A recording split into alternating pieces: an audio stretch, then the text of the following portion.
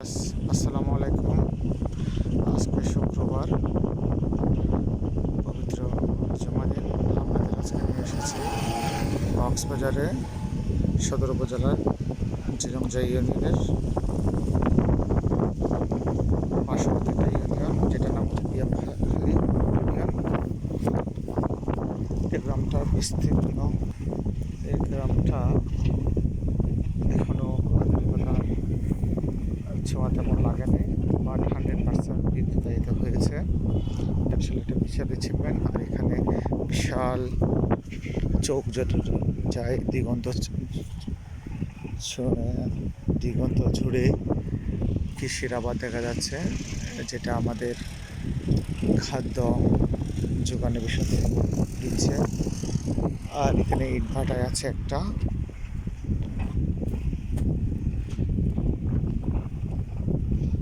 আর আমাদের গন্তব্যস্থল হচ্ছে সামনে যে 1,32,000 ভোল্টেজের বিদ্যুৎ টাওয়ার দেখা যাচ্ছে, ওইদিকে যাচ্ছি আমরা এখন। বিলের পাশ দিয়ে আইল ধরে আগাচ্ছি। আর আমার ভয়েসটা ঠিকভাবে শোনা যাচ্ছে না, প্রচুর বাতাস, যেহেতু খোলা মাঠ, খোলা বিল।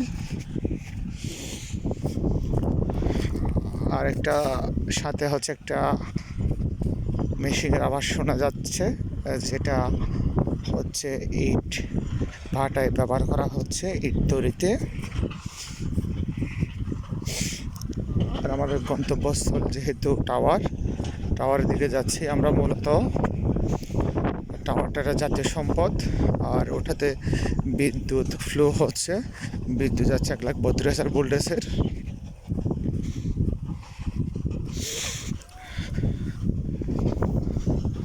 ওটাতে যদি কোনো পরিবাহী তার, যে কোনো গাছ, যেটার এক কথায় যেটা পরিবাহী যেটা স্পর্শ হয়, তাহলে বিদ্যুতায়িত হবে। বিশাল জানমালের ক্ষয়ক্ষতি হতে পারে।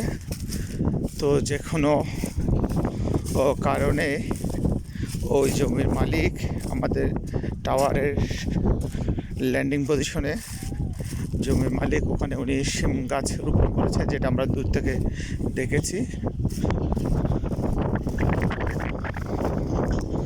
তো ওনার শিম গাছগুলো, হ্যাঁ হ্যাঁ হ্যাঁ, অনেক একজাক টিয়া পাখি।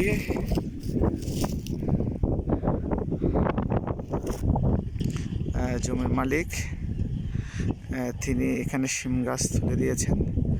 আমরা চেষ্টা করবো ওনার সাথে কথা বলার জন্য, যাতে ওনাকে সচেতন করবো, যাতে উনি শিম গাছটা বিদ্যুতের লাইনে না দেয়।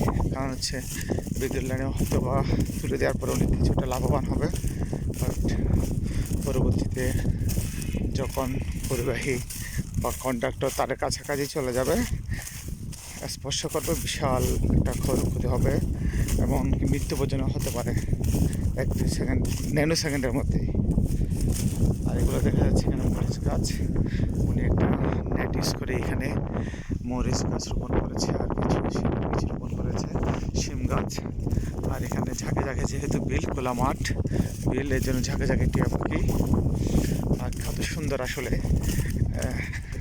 দিগন্ত জুড়ে যে ধান ছিল, ধানের আবাদ কেটে ফেলার পরে, আমল ধান কেটে ফেলার পরবর্তী সময়ে এখানে কৃষকরা লাল শাক রোপণ করেছে, আর হচ্ছে ভুট্টা চাষ করেছে, ভুট্টা। আর আমরা চলে আসছি আমাদের কাঙ্ক্ষিত জায়গায়। এখন আমরা চেষ্টা করব মালিকের সাথে কথা বলার জন্য।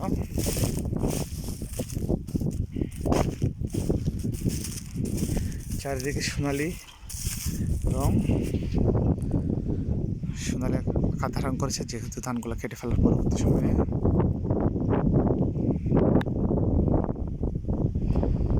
এবং মধ্যে হচ্ছে এটা লাল সবুজ, লাল শাক। আর যে ভুট্টা চাষ করেছে, মরিচ গাছ, ওটা একদম লাল সবুজ হয়ে গেছে, লাল শাকটা সহ। তো এটা একটা আসলে সোনার বাংলা, লাল সবুজের বাংলাদেশ।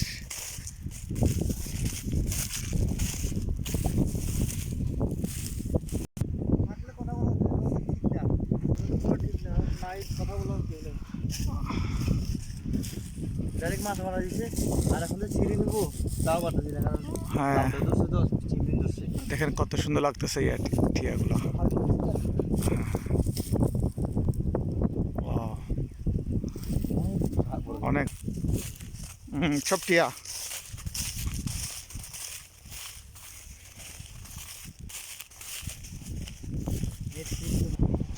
আমরা আবার যেখান থেকে হোটেলে নেমেছিলাম ওখানে চলে আসছি। এখন আমরা সামনে থেকে আবার আগানো শুরু করবো, চেষ্টা করবো আপনাদের গ্রামটা দেখানোর জন্য। ততক্ষণ সাথে থাকুন।